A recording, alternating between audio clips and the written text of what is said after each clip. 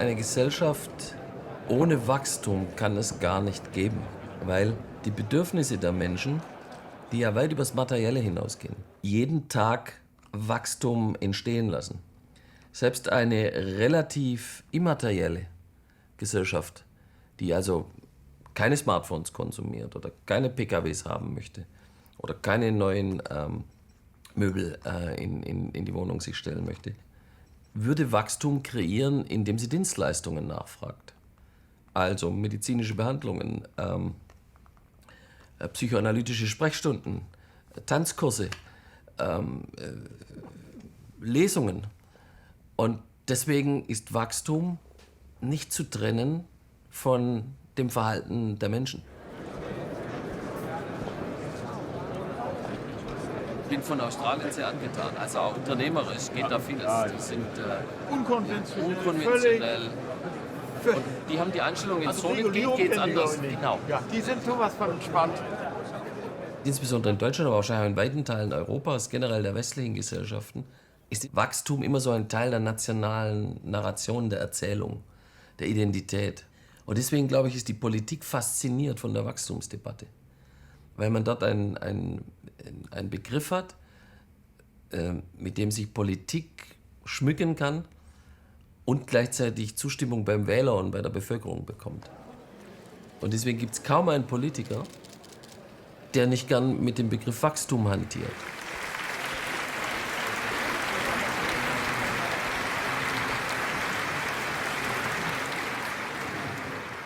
Portugal, Wirtschaftswachstum, starkes Wirtschaftswachstum in Spanien, Verbesserung der Beschäftigungssituation, ein ziemlich einzigartiges Wirtschaftswachstum in Europa, Irland mit 7%, kann man sagen, ist eine kleine Ausnahme, hat gute Freunde in Kanada und den Vereinigten Staaten von Amerika, aber wie dem auch sei, jedenfalls beachtliche Entwicklungen und auch Griechenland, wenn es sein Programm umsetzt, wird ein Land sein, das wieder zu Wirtschaftswachstum zurückkehrt. The Federation of German Industries is Germany's most influential lobby. No German government can afford to ignore its voice. Ich glaube schon, dass ein Spitzenverband wie der BDI indirekt sehr, sehr viel dafür tun kann, dass eine Wachstumsgesellschaft eine solche bleiben kann.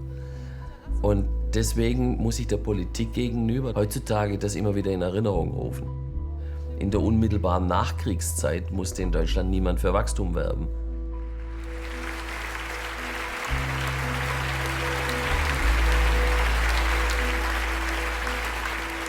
Das Wachstum wird meines Erachtens so oder so weitergehen, ob wir die Weichen stellen oder nicht. Solange es Menschen auf diesem Planeten gibt, die Bedürfnisse haben, wird es Wachstum geben.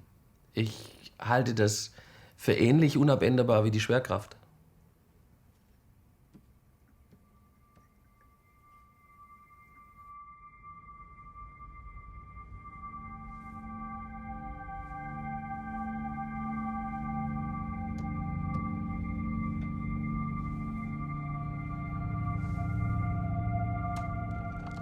Where does this unshakable belief in economic growth come from? Has it always been there? Is it really part of human nature?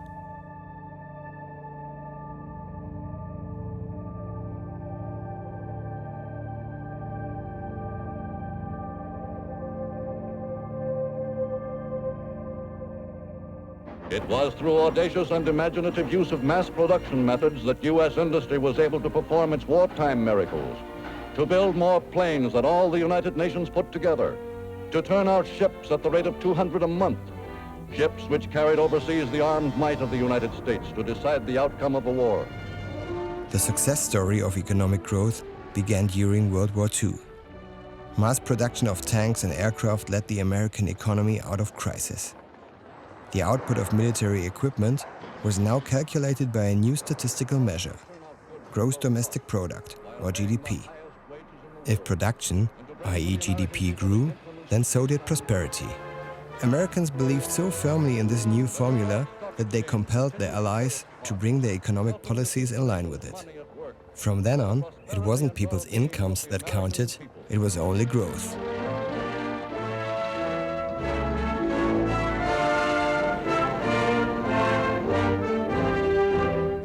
And it turned out to be such a useful measure, actually, for the war effort and for understanding the war effort, that afterwards there was a lot of effort put into building this system of national accounts, having this number, the GDP, correctly measured through the economy, and it became almost incrementally, it became the single most important policy number across the world.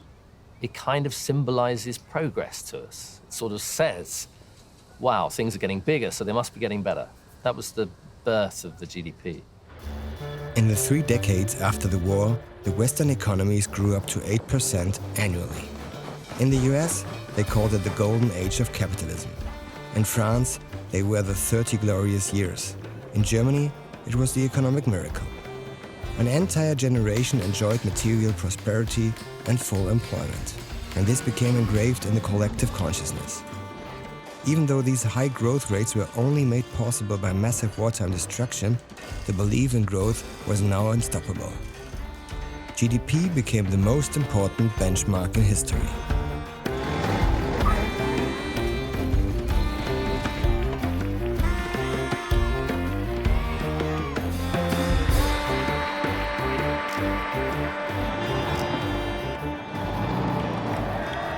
And the economy and the growth of the economy was doing a good job for us when we were young, if you like, when as an economy, as a society, we were young.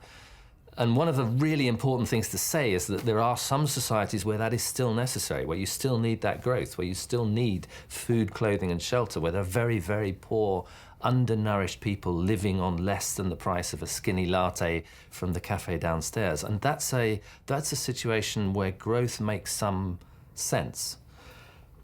But the idea that as human beings, all we want ever is more and more stuff doesn't really stack up. So after a certain point, you have to ask yourself, well, how much is enough? How much more do I need to grow the economy to satisfy human appetites?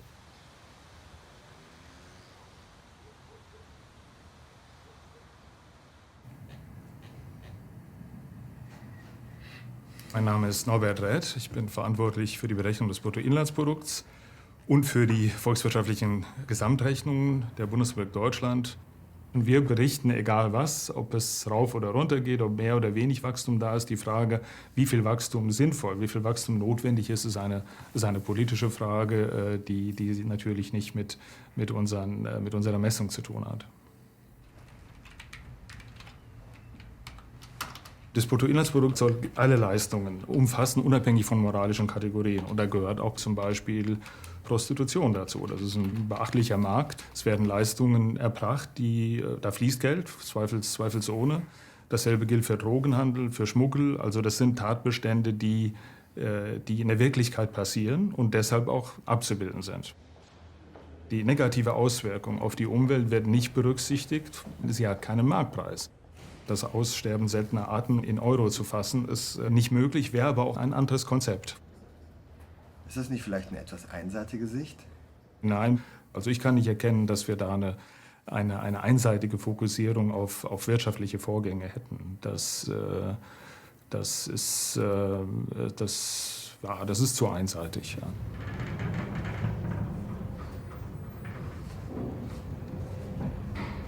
The GDP counts everything that's produced, really. Yeah, sure, it counts some of the good things that we need, but it also counts, ambulances to clear up carnage on the streets, or the rescue efforts when an oil tanker pollutes the ocean. To some extent, all of this is a measure of the busyness of economic activity, but many of these things, even though they're getting bigger, are not really economic growth. They're more uneconomic growth because they're not delivering welfare. And sometimes they're just clearing up after the mess we made. Sometimes they're really creating mess, really destructive production, if you like, of things that actually just destroy stuff.